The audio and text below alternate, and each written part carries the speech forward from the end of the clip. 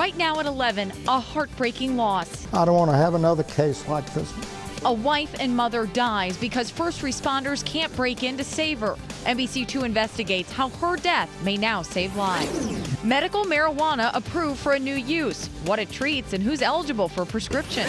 We got a good 60,000 feet, which we were pretty surprised. Meet the real balloon boy. This is the experiment that will put rocket scientists to shame. Live, the news you count on. NBC2 News at 11. New at 11 tonight, one woman's death prompts life-saving changes inside local fire departments. In February, a North Fort Myers woman died while waiting for emergency crews to get inside her locked home. Tonight, NBC2's Sarah Hollenbeck shows us how the changes already saved at least one life. For fire with the address of your emergency. 72-year-old Norma Stuckey was having a heart attack. She was home alone and called 911. Are you able to get to the door and unlock it? A request Stuckey was never able to fulfill. EMS and fire crews arrived at her North Fort Myers home. On the 911 tape, you can hear them ringing the doorbell. But because that door was locked, a policy didn't allow emergency crews to barge in. It's totally devastating. After 14 minutes, the operator has lost communication with Stuckey. The sheriff's office is called so they can get inside, but it's too late. Stuckey has died.